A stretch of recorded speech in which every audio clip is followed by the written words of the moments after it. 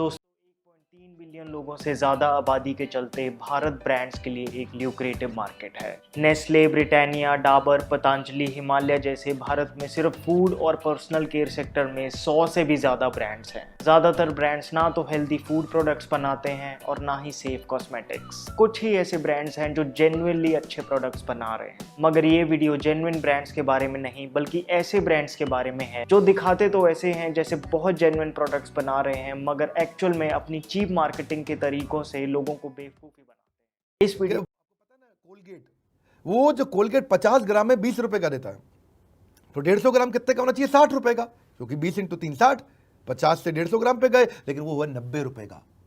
कितना महंगा कर देते हैं वो बड़े डब्बे को, लेकिन छोटे डब्बे से वो घुसना चाहते हैं ज्यादातर कस्टमर के घर में। होना चाहिए था 60 का, पर दे रहा है क्या 30 रुपया और फालतू 90 का दे रहा है। ऐसी फेयर एंड लवली ने भी किया। फेयर एंड लवली जब 15 ग्राम की ट्यूब देता है तो 20 रुपए की देता है, और 25 ग्राम की 50 रुपए की देता है। आप मेरी बात समझ रहे हैं? होने चाहिए थी 34 रुपए की, 16 रुपए एक्स्ट्रा ले लेता है, क्योंकि वो शुरुआत में घुसना चाहते हैं। 25 ग्राम का पॉन्ड्स का पाउडर, अब पॉन्ड्स का टेल्कम पाउडर, छोटा पाउडर जो लेडीज जाती है उनके पर्स में चला जाए, बस वो शुरू कर दें यूज़ करना। छोटा वाला 10 रुपए में दे देते हैं 25 ग्राम। अब 50 ग्राम 20 का होना चाहिए था, वो देते हैं 39 रुपए का, लगभग 40 रुपए का। जब 25 10 का है तो 50 20 का होना चाहिए था। नहीं, इसे बोलते हैं सैंपल करा दो, टेस्ट करा दो, थोड़ा सा एक्सपीरियंस दे दो। आप वो वैसलीन बॉडी लोशन 20 ml छोटी शीशी 10 रुपए की आती है, अगर 200 ml देखें तो 100 की होनी चाहिए, क्योंकि 20 ml 10 की है तो 200 ml 100 की होनी चाहिए, पर 200 ml देते हैं वो 185 की, 100 की नहीं।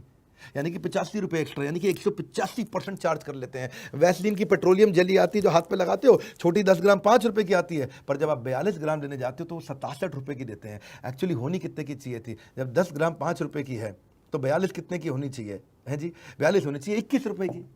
तो क्योंकि 4 गुना ही तो महंगी है उससे, लेकिन वो क्या 36 रुपए फालतू ले लेते हैं, 319% ज़्यादा से चार्ज कर लेते हैं। इसी को बोलते हैं try before you buy, brain fry, जो कि है एमवे। दोस्तों, क्या आपको 90s का वो टाइम याद है जब एमवे के रिप्रेजेंटेटिव्स हमारे घरों में अपने प्रोडक्ट्स की डींगे मारने के लिए घुस जाया करते थे? मैं हैरान नहीं होऊंगा अगर आप भी उनकी चपेट में आ गए हों। एमवे यानी कि द अमेरिकन वे एक अमेरिकन कंपनी है जो खासकर मल्टी लेवल मार्केटिंग टेक्निक से हेल्थ, ब्यूटी और होम केयर प्रोडक्ट्स बेचती है। भारतीय घरों में सबसे पॉपुलर और बड़े आमतौर पर यूज किए जाने वाला एमवे प्रोडक्ट है ग्लिस्टर टूथपेस्ट। एमवे रिप्रेजेंटेटिव्स ने इतनी सफाई से ब्रेन वॉश किया है कि आज भी कुछ लोग इस टूथपेस्ट के बढ़िया होने की कस्में खाते हैं। मैं दावे से कह सकता हूं कि ऐसे लोगों ने कभी भी इस टूथपेस्ट को उल्टा करके इसके इंग्रेडिएंट्स को नहीं पढ़ा, वरना कोई भी इतना विषैला टूथपेस्ट क्यों ही यूज करेगा। इसके इंग्रेडिएंट्स को देखते हुए अगर इसको वर्स्ट टूथपेस्ट इन इंडिया का दर्जा भी दे दूं तो वो भी एग्जैजरेशन नहीं होगी। एमवे के सभी पर्सनल केयर प्रोडक्ट्स के इंग्रेडिएंट्स को अच्छे से चेक करने के बाद मुझे कोई डाउट नहीं है कि ये भारतीय मार्केट में सबसे खराब प्रोडक्ट्स हैं। इनके प्रोडक्ट्स में किसी भी और ब्रांड के मुकाबले ज्यादा हार्श केमिकल्स हैं। एमवे के इतने महंगे प्रोडक्ट्स पर खर्चा करने से अच्छा तो मैं कोई भी और नॉर्मल इंडियन प्रोडक्ट खरीदना पसंद करूंगा। आप खुद ही एमवे की एटीट्यूड सनस्क्रीन को किसी भी और सनस्क्रीन से कंपेयर कर लो, आप पाएंगे कि ना ही केवल ये महंगी है बल्कि इसमें कई ज्यादा सस्ते ग्रेड के जहरीले केमिकल्स डाले गए हैं। और सिर्फ सनस्क्रीन ही नहीं, ये बात इनके शैम्पू और क्रीमों के लिए भी सच है। एमवे की एड में कहा गया है कि इनकी एटीट्यूड क्रीम देती है ऐसी चमक जो पूरे विश्व को उज्जवल कर दे। माफ करना, लेकिन ऐसी 18 जहरीले केमिकल्स वाली क्रीम को यूज करके विश्व का तो पता नहीं, लेकिन आपके चेहरे का ग्लो जरूर उड़ जाएगा।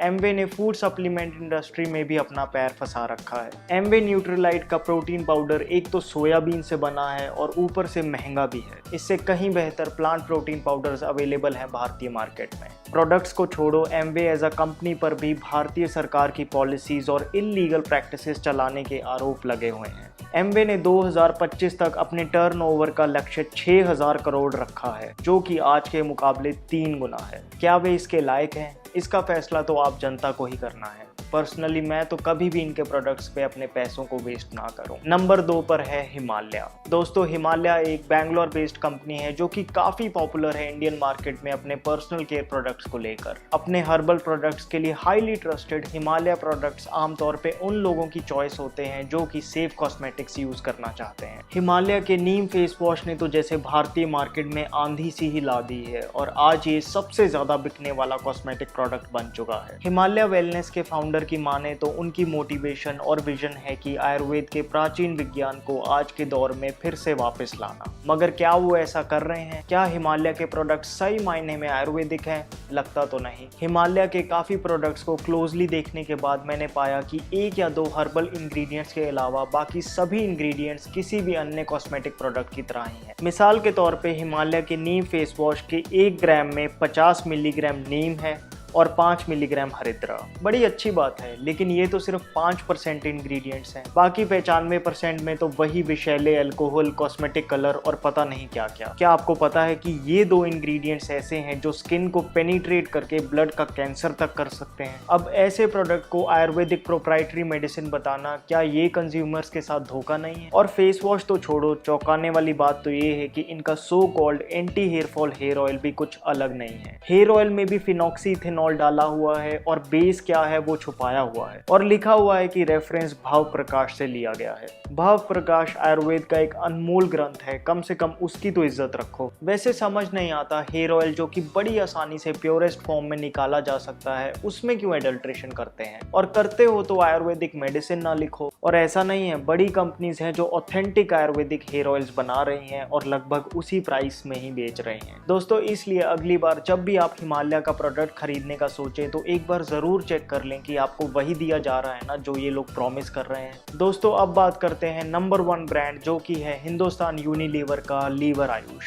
हिंदुस्तान यूनिलीवर एक ब्रिटिश डच कंपनी है जिनके प्रोडक्ट्स ने भारत में 70-80 सालों से पैर जमा रखे हैं। अभी कुछ ही साल पहले हिंदुस्तान यूनिलीवर ने लीवर आयुष ब्रांड नेम के अंडर आयुर्वेदिक हेल्थ और पर्सनल केयर प्रोडक्ट्स निकाले हैं जो कि इंडियन सेलिब्रिटीज ने जमकर प्रमोट किए हैं। टूथपेस्ट से लेकर शैम्पू, क्रीम और हेयर ऑयल जैसे काफी प्रोडक्ट्स हैं। इनका कहना है कि लीवर आयुष के सारे प्रोडक्ट्स 5000 साल पुराने आयुर्वेद के ज्ञान पर निर्धारित हैं।